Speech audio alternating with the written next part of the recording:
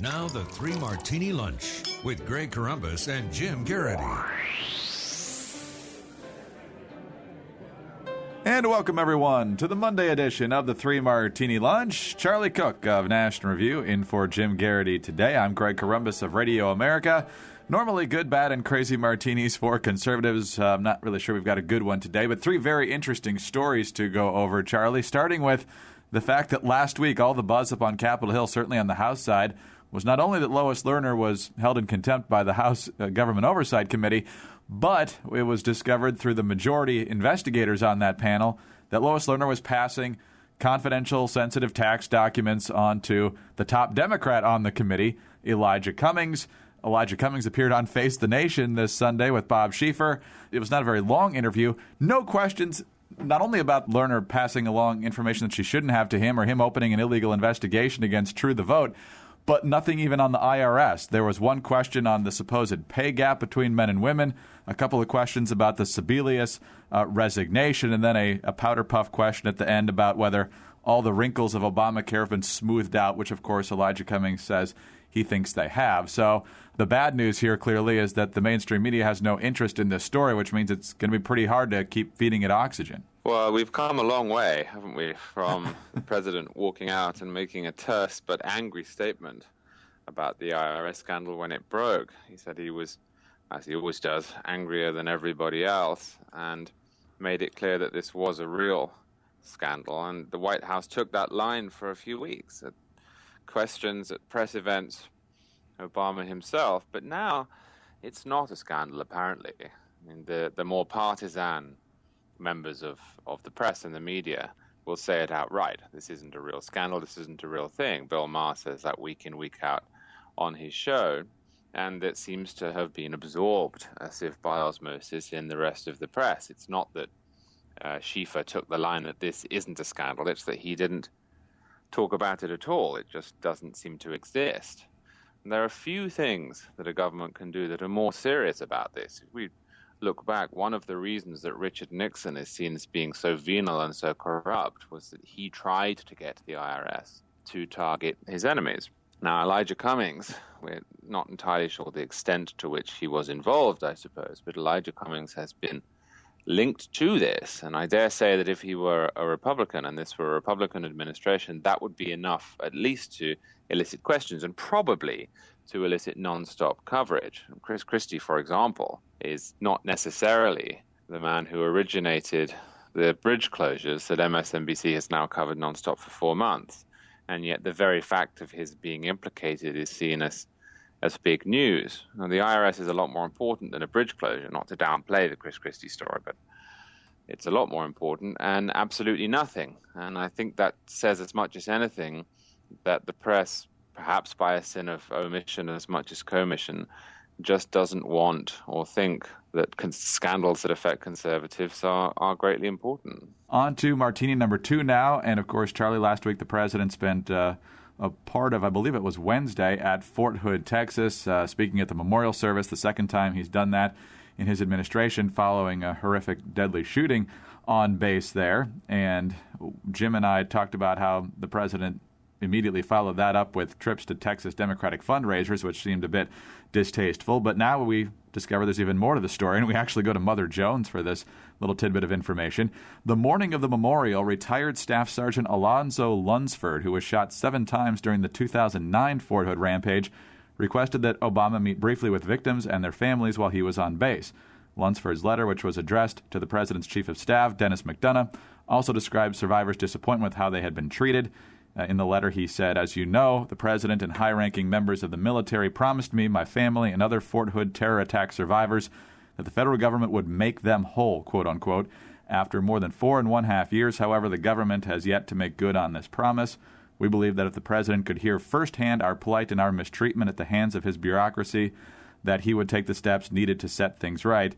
Therefore, we ask for 10 minutes of his time." And, Charlie, as we mentioned, this request was made the day of the visit, and the president obviously has a tight schedule, but 10 minutes in that setting not only seems reasonable, it's hard to imagine a good reason why you couldn't fit that in. Well, this was a choice. Even if, for whatever reason, his schedule was so tight as to preclude a meeting, He does have a telephone.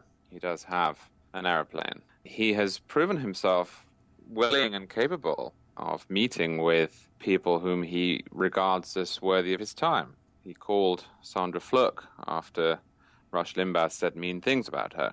He called the victorious plaintiffs in the Supreme Court's gay marriage case. He refers to basketball stars when they come out as being gay, all of which are fine.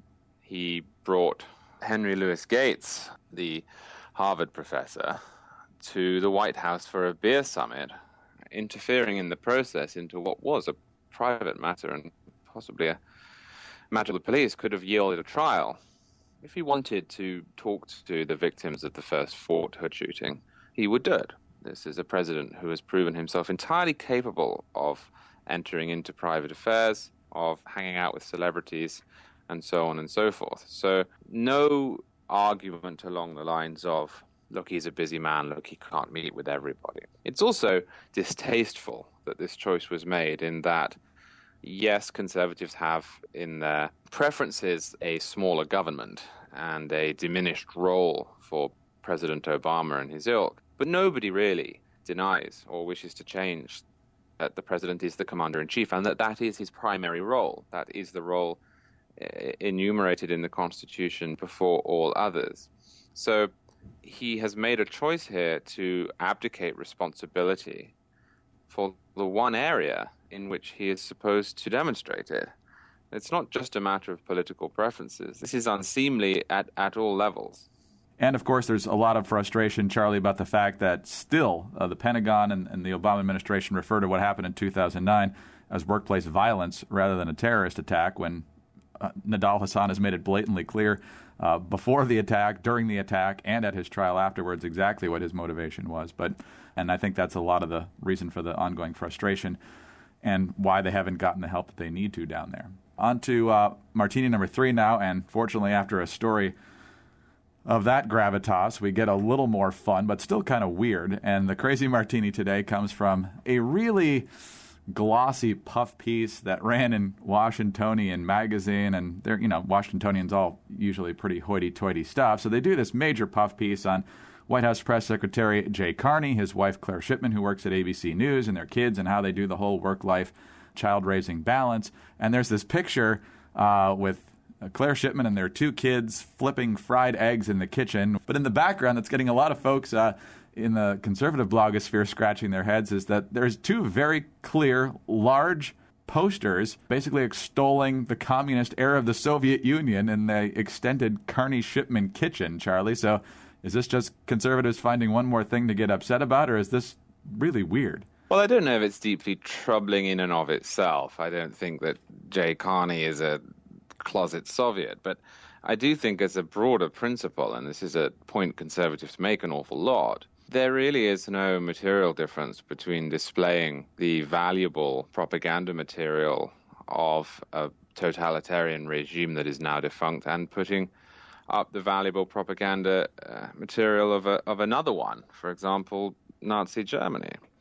And people say, well, that poster is probably worth a lot. And I know that Jay Carney was in Russia during the period that the Soviet Union collapsed. Okay, it's worth a lot, that's fine. I'm sure it is a collector's item, but so, for example, are Nazi flags and plates propaganda material as well, and yet we wouldn't expect the public face of the White House to have them on his wall. And had this magazine come out and there'd been a swastika in the background, nobody would have said, oh, well, calm down, it's just a historical artifact. It is peculiar, and conservatives are right to make this point, that the accoutrement of Nazism are seen as being beyond the pale, but say Che Guevara T-shirts and Soviet Union kitsch is not. And I just think that insofar as Jay Carney's personal tastes demonstrate that, it is worth commenting on. A lot of people looking at that, I think the whole point of the story is not going to be seen in response to the fact that that's what's getting a lot of folks' attention. And before we let you go, in addition to Charlie's great contributions frequently on 3 Martini Lunch, you've got your own new podcast with Kevin Williamson of National Review now, right? Absolutely. It's called Mad Dogs and Englishmen. It is daily, at least almost every day.